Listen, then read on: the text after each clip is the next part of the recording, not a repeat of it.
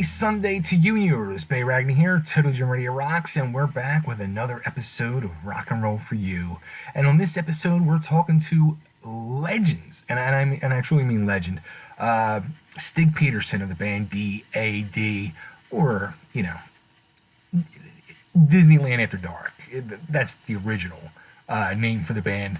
Anyway, they have a brand new album out, which is called A Prayer for the Loud. And so I got to talk to Stig last week, and we taped this interview. And it's not every day you get to talk to legends. I mean, this band, they had a big hit back in the late 80s, Sleeping My Day Away, all over MTV, Headbangers Ball and all that. And, all these years later, they are still doing it. They're still rocking. They're still putting out great music. And they're having a lot of fun. And by fun, I mean, check out their Facebook page. They do a lot of funny, like Facebook Live videos and stuff like that. They're putting out there to help promote the new album. So check it out. The album is out there. You can get it on, all the digital media outlets. It's out there.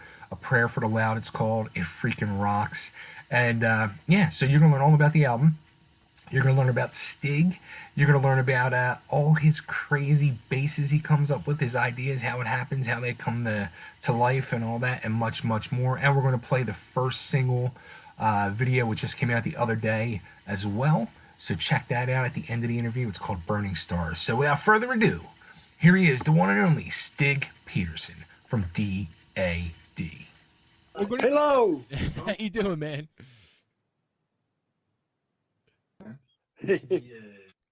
So how are you? Can you hear me? Yes. Yeah, can you hear me? All right. Cool.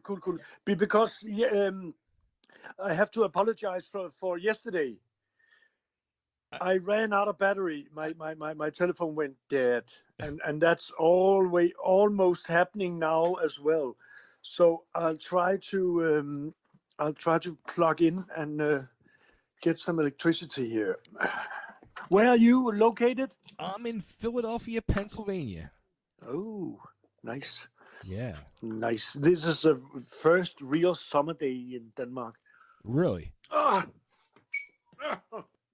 Don't know anything about technology. Now, how can you say that? You got a bass made that's an iPhone. Yeah, I'm old and I still listen to radio and old values. Do you really, like? Do you listen to old like regular terrestrial radio?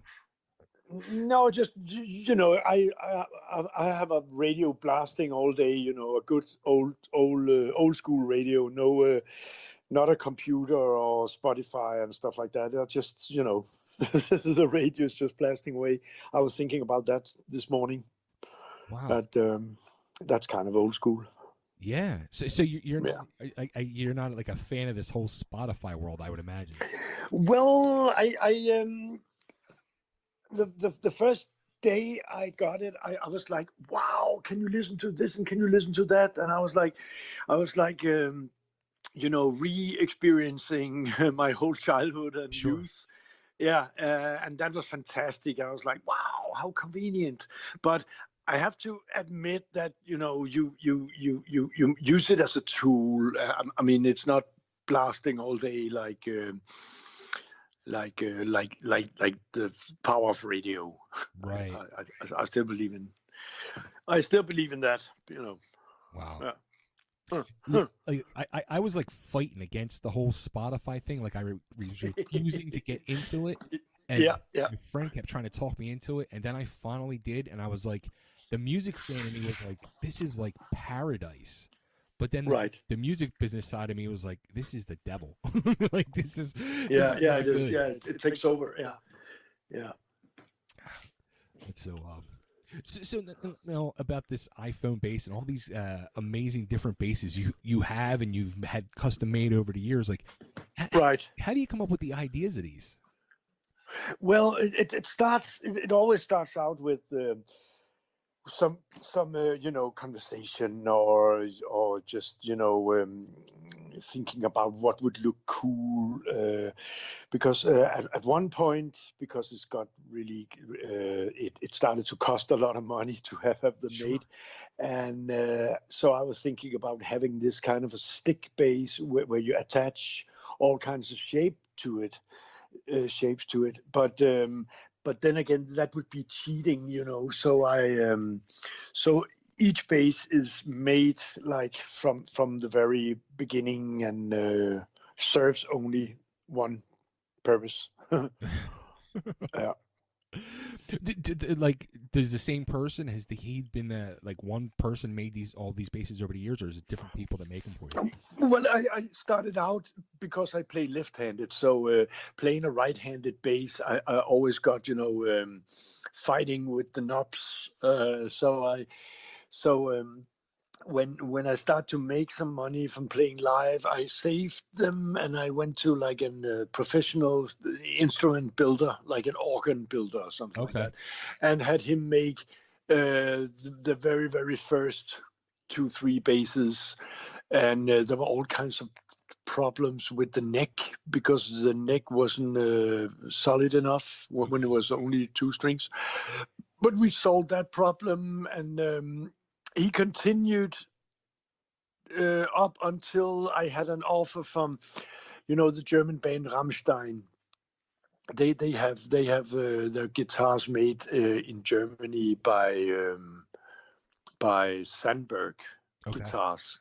So Sandberg made 4 or 5 very nice basses for me, but then they got too busy, and so they don't really have the time to go and develop, funny experiments. So then I went back to my old guitar builder, instrument builder again, and he made the iPhone bass. And he does really good quality, but he don't really see it from my point of view. So this is weighing like 500 kilo or something, 1,000 pounds. It's insane. I mean, I can't really have it more than one song at a time. That thing is amazing, though.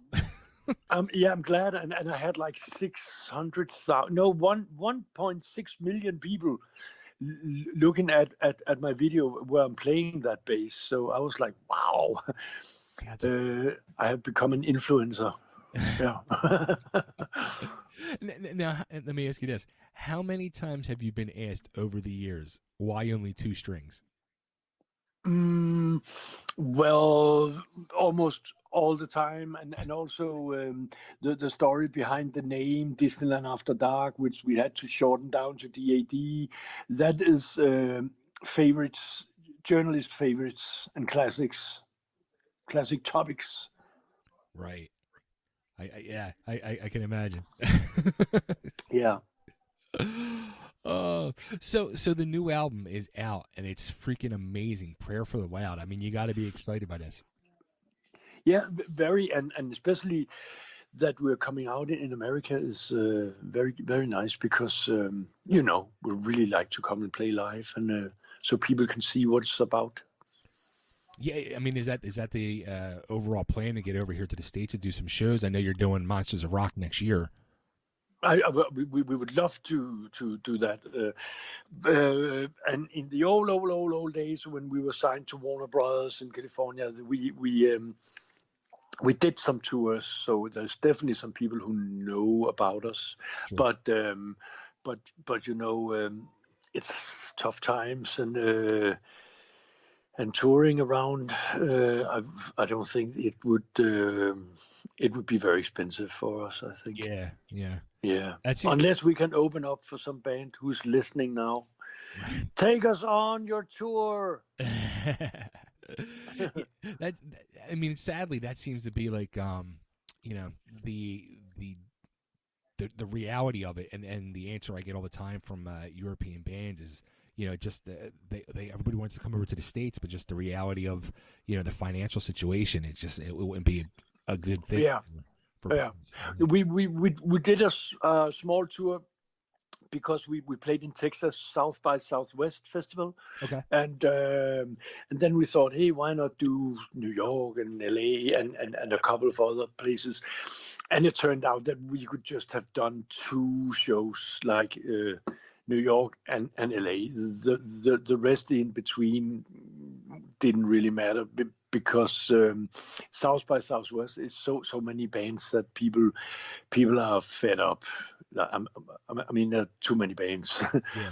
And so we found out that we could just do major cities. That's it. Yeah, I mean, that would seem to Unfortunately. be, yeah, the best strategy to it. New York, LA, hit Vegas, something like Texas or Monsters of Rock cruise, and be done with it. Yeah. Yeah. Yeah. Are you coming on the cruise? You know what? I am a big. I'll say it this way. I am a big pussy when it comes to water because I can't swim. Okay, yeah. So I don't go on boats. Like I would like have a nervous breakdown. Okay, yeah. That makes sense. Yeah. So then you have to come to Scandinavia. There you go. Yeah. that would be easier for me. Yeah. So flying is no problem for you? No, flying I don't mind. No, okay. Yeah. No. But the thought of being on a little thing in the middle of the ocean like scares me to death. Yeah. Yeah. So going back to the album, this is the first release in 8 years. Why did you guys take so long? Well, because we wait for like all 4 guys are ready and being together for over 30 years. And of course we're still playing a lot of live shows, but to get into a studio and to actually put your life and soul into it, we thought that we would rather that all 4 guys were ready and so we get the best result instead of just do the annual release every year. A lot of people should actually wait and not release all the time. Yeah. That's all I can say. Yeah. Now, did you were you guys in that 8 years? I knew the album took 3 years to complete. Were you guys previously before that? Were you continually writing, or was it once you decided to do it, then you started writing? Yeah, we write all the time, and of course we met and we discussed it, but then then one tour came up, and then another tour came up, and then we came away from it again. We had some demo sessions that we looked into what we could use from those sessions, but all in all we started on a blank sheet. Yes. Oh, that's cool. Yeah, nice and fresh. And but even though you started on that blank sheet, I mean, you guys kind of captured that classic sound with it's got a modern feel to it, but it's also, and I think it was said it in your bio, the whole goal of this was to set out to make an album full of melodies and pure energy, and that sums up the album perfectly. Yeah, because I mean that's our trademark, and we cannot really escape from that sound. Jacob's guitar, which is twangy and surf and also heavy when it's necessary, right. And Jesper's voice, and Laust is a crazy good drummer. So because I tried to have a little hobby band with some friends, okay. And I found out that how hard it is to find a good drummer. I mean, we tried 100 different, and it was just no. So coming back to DAD, I found out that wow, what an amazing drummer Laust is. Now you said you were trying to do this side band. Was it something you were going to try to do seriously, or just for the hell of it? Just fun. Just because for 20 years ago, I asked a guy which I have great respect for, is a Swedish guy from one of the very first, one of the first, like, what you call it, not goth, but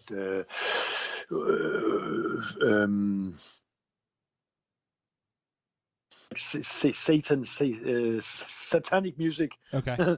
That kind of, Right. And I asked him to come and play with me, and he didn't answer me. And then, like some months ago, he said, "Sorry, I didn't show up 20 years ago, but now I'm ready." So I was like, "Okay," and then we started to play around, and found out that how important it is to have a good drummer. So it kind of died out again because we couldn't find a good drummer. Did it make you have like a newfound respect for other people in the business that are doing like 2 and 3 different bands at once? No, I don't like that. I think that you should stay true to what you're doing, and I also think when some people play in a band and then they suddenly become actors, and I'm like, what? Or painters on top of that, then I lose respect. I think you should do what you do like 100% fully. Wow. Head on. Yeah. Yeah. Yeah. Yeah. So now, I was going through the social media and all, and I was cracking up. You guys doing all these Facebook videos that are hysterical for the Vote for the Loud campaign.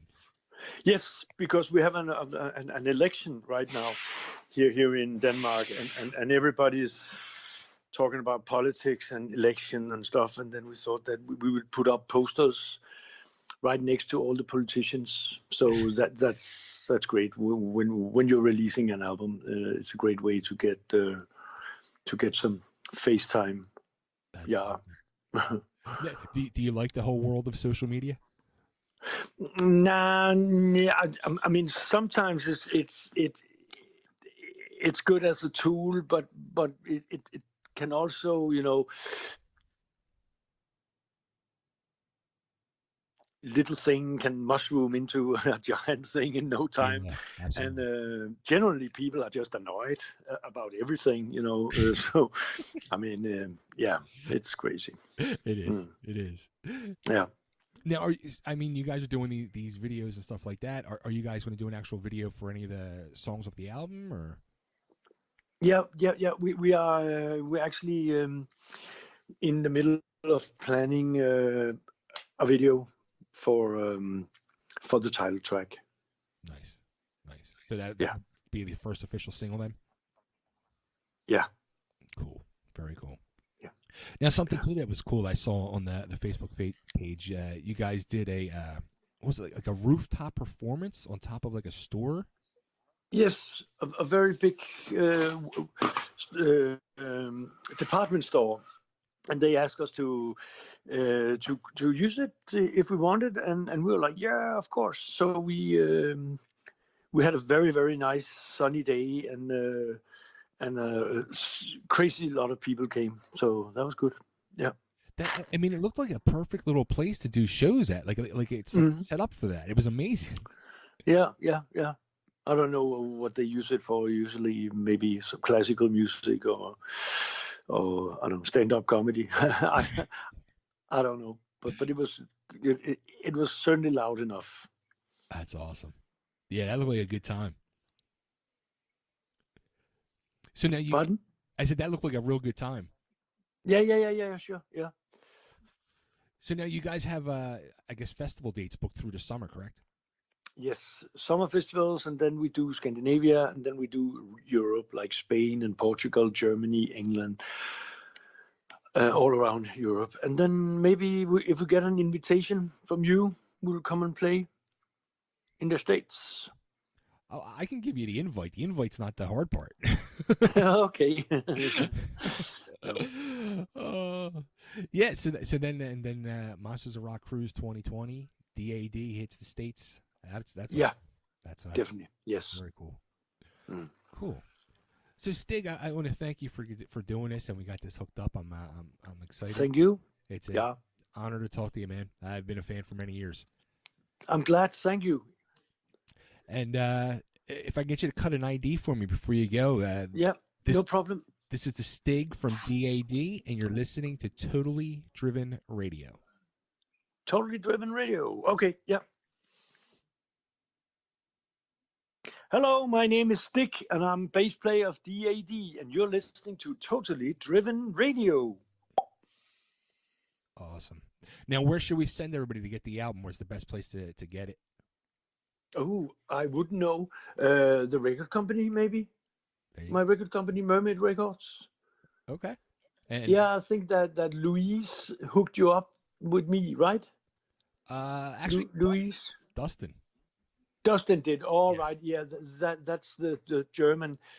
That's the German leg of the German. Well, ask them, and they'll send you some vinyl. Yeah. Awesome. Definitely. Awesome. Yeah. Cool. Or else you just call me again. I'll arrange it. Okay.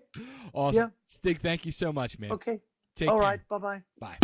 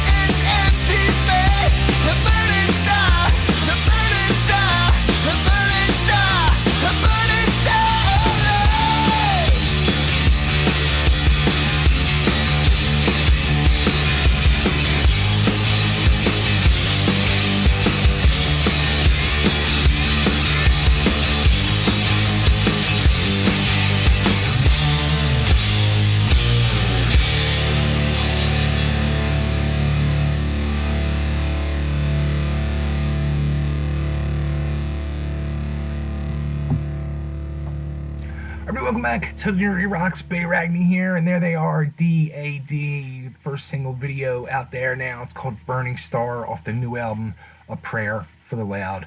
Thanks to STIG Pedersen for hanging out with us for a little bit and talking all about some DAD and the new music, and those crazy freaking basses is, man. That's so freaking awesome.